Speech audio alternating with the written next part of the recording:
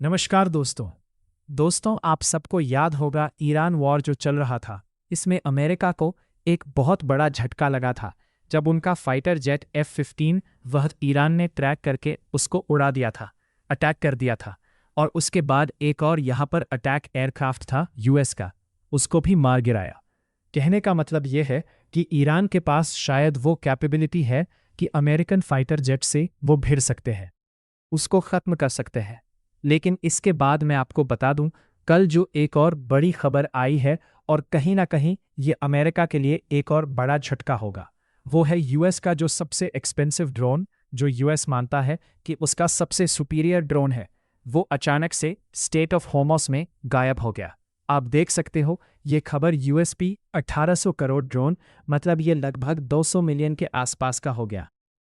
तो ये जो ड्रोन है goes missing during secret mission in Hormuz, और ये कहीं ना कहीं अमेरिका के लिए झटका है क्योंकि इसके जो सबसे एडवांस्ड वेपन्स हैं वो यहाँ पर सही साबित नहीं हो पा रहे। उनका जो मेन लक्ष्य था, काम था, वो शायद नहीं कर पा रहे हैं। तो इसको समझने की ज़रूरत है कि ये एग्जैक्टली ड्रोन है क्या, करता क्या है। सबसे पहले इंसिडेंट के बारे में देखते हैं कि हुआ क्या। जिस ड्रोन की हम बात कर रहे हैं उसका नाम है MQ-4C ट्राइटॉन, ठीक है।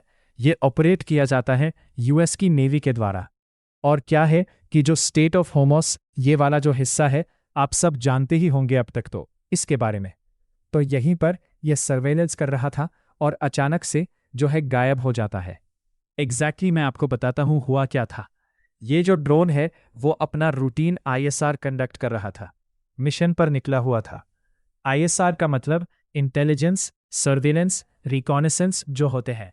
तो ये गल्फ जो पर्शियन गल्फ है वो लगभग 3 घंटे तक पर्शियन गल्फ में जो है ये आपका ISR कर रहा था। और अचानक से क्या होता है कि इसके द्वारा एक इमरजेंसी स्क्वॉक भेजा जाता है, मतलब एक इमरजेंसी सिग्नल कह लीजिए कि जो ड्रोन है उसमें कोई प्रॉब्लम आ गई है, दिक्कत आ गई है। तो उसने यहाँ पर कोड 700 यहाँ पर भेजा यूएस नेवी को कि मेरे ड्रोन में कुछ प्रॉब्लम आ गई है। और तभी यहाँ पर अचानक से जो उसका कोर्स था, मतलब स्टेट ऑफ हॉर्मुज़ में था ये इस समय, और अचानक से ये अपना कोर्स बदलकर ईरान के टेरिटरी में जाने लगता है, ठीक है। और वहाँ पर अचानक से पता चलता है कि इसका जो एटीट्यूड है वो गिर गया, मतलब ये लगभग 500 फीट की ऊंचाई पर था। लेकिन जैसे ही ये अपना इमरजेंसी सिग्नल भेजता है उसके बाद जो इसकी एटीट्यूड है वो अचानक से गिर जाती है और फिर ये अपना कॉन्टैक्ट लूज कर जाता है। पता ही नहीं चलता, मतलब ना तो इसका कोई मलबा मिला है और ना तो इसके क्रैश होने की कोई खबर आई है। मतलब अभी तक पता नहीं चल पाया है कि हुआ क्या है इसके साथ। अच्छा, ये जो ड्रोन है वो क्यों इतना इम्पॉर्टेंट है? MQ-4C ट्राइटॉन क्या है कि ये high altitude long endurance drone है जिसको HALE UAV कहते हैं। कहने का मतलब ये हुआ कि ये बहुत ऊंचे ऊंचाई पर जाकर, बहुत हाइट पर जाकर ऑपरेट कर सकता है और बहुत लंबे समय तक के लिए। और इसको डेवलप कर किया है ये जो कंपनी है नॉर्थ ग्रूमैन, उनके द्वारा डेवलप किया गया है। इसका स्पेसिफिकेशन आप देख सकते हो, 500 से 55,000 के ऊंचाई तक फीट तक जो है ये आपका जा सकता है। और 24 से 30 आवर्स से ज़्यादा सोच के देखिए, मतलब पूरा 24 आवर्स से 30 आवर्स से भी ज़्यादा जो है ये एंडोरेंस है इसकी, मतलब लगातार निगरानी रख सकता है। और ये इंटरकॉन्टिनेंटल है क्योंकि ऑब्वियस सी बात है इतना लंबे रेंज का है। और इसका कॉस्ट लगभग 200 मिलियन के आसपास है। इसके अंदर कैपेबिलिटीज़ की बात करें तो 360 डिग्री ऐसा रडार है, और ये चाहे वो शिप्स हो, सबमरीन हो गया, इनडायरेक्ट तरीके से मिसाइल लॉन्चेस हो गए, इन सबको ये ट्रैक कर पाता है। And it can scan millions of square kilometre, मतलब बहुत बड़ा जो एरिया है वहाँ से फोटोज़ भेज देगा, उसको पूरी तरह से स्कैनिंग कर लेगा, कहाँ पर एनिमी छुपा हुआ है उसको देख लेगा। मतलब ये persistent I in the sky इस तरह से काम करता है। और इसी ड्रोन की हम बात कर रहे हैं, ये जो पर्टिकुलर ड्रोन यहाँ पर आप देख पा रहे हो। अच्छा, यहाँ पर अब क्वेश्चन यही आता है कि फिर ये गया क्या, क्या क्या पॉसिबिलिटीज़ हैं। सबसे पहला है टेक्निकल फेलियर, मतलब हो सकता है कि शायद यहाँ पर क्योंकि इसने इमरजेंसी सिग्नल भेजा अचानक से ये जो एटीट्यूड है वो लूज कर गया, तो शायद इंजन में मैल फंक्शन हुआ होगा, सॉफ्टवेयर फेलियर हुआ होगा, या फिर सैटेलाइट से लिंक टूट गया होगा, क्योंकि जो भी ड्रोन्स वगैरह होते हैं उसका लिंक सैटेलाइट से जुड़ा होता है। लेकिन ध्यान रखिएगा, यहाँ पर एडवांस रिडंडेंसी सिस्टम लगे होते हैं। मतलब कि ऐसा तो सिचुएशन नहीं होगा ना कि हमें पता ही नहीं कि ड्रोन गया कहाँ। एंड दैट इज़ वाई इसकी पॉसिबिलिटी कम लग रही है कि अचानक से ऐसा क्या टेक्निकल फेलियर हो जाएगा। इतना एडवांस ड्रोन है, और अगर फेलियर होता भी है तो इसके अंदर ऑलरेडी यहाँ पर ऐसे सिस्टम्स हैं जो उसको बचा सकते हैं कि वापस से ये यूएस नेवी के पास आ जाए। लेकिन इसके बारे में ऐसा नहीं हुआ, तो टेक्निकल फेलियर की पॉसिबिलिटी कम लगती है। दूसरा यहाँ पर जो पॉसिबिलिटी लगती है वो है इलेक्ट्रॉनिक वॉरफेयर, क्योंकि ईरान के पास बहुत स्ट्रॉन्ग ईडब्ल्यू कैपेबिलिटीज़ है। इलेक्ट्रॉनिक वॉरफेयर की कैपेबिलिटीज़ है, जैसे जीपीएस स्पूफिंग हो गया। जीपीएस स्पूफिंग का मतलब है कि मान लो अगर कोई ड्रोन जा रहा है और ड्रोन को सिग्नल मिल रहा है सैटेलाइट से, उसको पता है कि वो इस समय स्टेट ऑफ होम्स में है, वो पर्शियन गल्फ में है, उसको सिग्नल मिलता रहता है। लेकिन ईरान क्या करेगा, यहाँ पर एक दूसरा सिग्नल भेजेगा, गलत सिग्नल भेजेगा, जिसकी वजह से ड्रोन कंफ्यूज हो जाएगा कि वो स्टेट ऑफ होमोस में है या फिर गल्फ ऑफ एडन में है। एग्जैक्टली कहाँ है उसकी पोजीशन पता नहीं चल पाएगा, और इसकी वजह से इधर उधर भागने लगता है।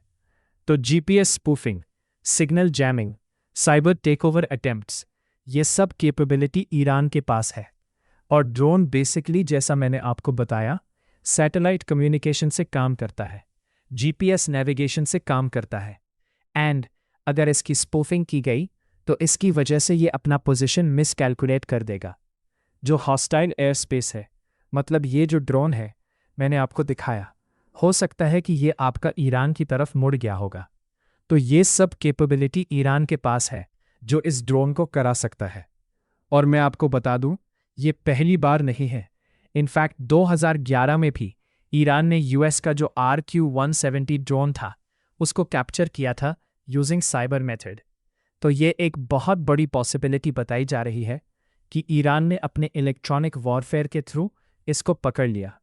फिर तीसरा एक और पॉसिबिलिटी हो सकता है, वो है शॉट डाउन। जिस तरह से ईरान ने अमेरिकन फाइटर जेट F-15 को गिराया था, उसी प्रकार से हो सकता है कि यहाँ पर अपना जो एयर डिफेंस इंगेजमेंट है उसका इस्तेमाल करके मिसाइल हिट किया होगा, और जो ड्रोन है वो शॉट डाउन हो गया होगा। और ये भी पहली बार नहीं हुआ है। 2019 में भी यूएस का जो ग्लोबल हॉक ड्रोन है वो उसी पर्टिकुलर रीजन में शॉट डाउन किया गया था ईरान के द्वारा। तो अगर ये कंफर्म हो जाता है, मतलब probably it may be a direct violation of cease fire, क्योंकि आप सब जानते हो अभी तो सीज फायर लगा हुआ है। यहाँ पर बातें चल रही है, इस्लामाबाद के अंदर काफ़ी कुछ बातचीत चलेगा, तो इसकी वजह से वापस से वॉर होने की संभावना हो सकती है। या फिर एक और जो कम पॉसिबिलिटी है वो है फोर्स्ड लैंडिंग, मतलब ईरान ने फोर्सफुली उसकी लैंडिंग कराई होगी। और अगर ऐसा हुआ ना, तो यूएस को इसका सबसे बड़ा झटका लगेगा, क्योंकि अगर सही सलामत ड्रोन ईरान के हाथों में आ गया, उनकी जो मिलिट्री है IRGC उनके हाथों में आ गया, तो आप सोचिए वो सारी जो टेक्नोलॉजी है वो ईरान ले लेगा। मतलब अभी तो शहीद ड्रोन की हम बात कर रहे हैं ना, ईरान का ऑलरेडी काफ़ी एडवांस ड्रोन है, तो उसके बाद वो फर्दर यहाँ पर इसकी कैपेबिलिटी ले सकता है। अच्छा, यहाँ पर स्ट्रेटेजिक कॉन्टेक्स्ट समझना है। यूएस ईरान का टेंशन चल रहा है, मतलब ये इंसिडेंट सीज फायर के बीच में हुआ है और रीजन में ऑलरेडी अनस्टेबिलिटी आ रही है।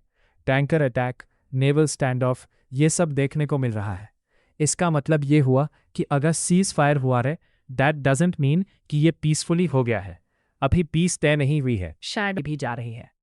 आप देख सकते हो जो खबर आई है ऑलरेडी, यहाँ पर जो जेडी वांस है, विटकॉफ है, कुशनर है, वो पाकिस्तान में इस्लामाबाद पहुंच चुके हैं। और ईरान यूएस का बातचीत आज होना है रात को। लेट्स सी यहाँ पर होता क्या है एग्जैक्टली। लेकिन मैं आपको बता दूं, ऑलरेडी यहाँ पर वॉर की सिचुएशन बनी हुई है। कुवैत का जो पावर प्लांट है, वाटर प्लांट है, वो डैमेज हो रहा है, क्योंकि ईरान भी यहाँ पर फाइट कर रहा है। और दूसरी तरफ आपने ये भी खबर सुनी होगी कि यहाँ पर जो लेबनान है, लेबनान में हिजबुल्लाह है, उसके ऊपर इजराइल अटैक कर रहा था। इजराइल ने लेबनान में हिजबुल्लाह के ऊपर अटैक किया। उसके बदले में हिजबुल्लाह ने भी बहुत बड़ी मात्रा में अटैक किया है जो इजराइल है उनके सिटीज़ के ऊपर। और यहाँ पर ईरान ने ये भी यहाँ पर कंडीशन सेट कर दिया था कि देखो, एक तो आप लेबनान को भी सीज फायर के अंडर में लो, और साथ ही साथ ईरान का फ्रोजन जो फाइनेंशियल एसेट्स है अब्रॉड, उसको रिलीज करो, तब यहाँ पर बातचीत करेंगे। लेकिन लेट्स सी यहाँ पर ईरान क्या बातचीत हो पा रहा है कि नहीं। लेकिन ऑलरेडी यहाँ पर जो ईरान के डेलीगेशन है वो भी पहुँच गया है। इनफैक्ट उन्होंने तो अपने बच्चियों के फ़ोटो लगाए एयरक्राफ्ट में कि देखो, आपने हमारे 160 बच्चियों को मारा था। खैर जो भी है, आज पता चलेगा काफ़ी कुछ कि ये जो बातचीत है वो किस दिशा में जा रही है। लेकिन डेफिनेटली यूएस को इस वॉर के अंदर ना अपने बहुत कीमती जापात चुके हैं, एसेट्स को लूज करना पड़ा है। मतलब इसकी वजह से बदनामी होती है ना। दूसरा देश क्यों यहाँ पर खरीदेगा यूएस के एसेट्स को, वेपन्स को, अगर इस तरह से वो मारे जाएंगे।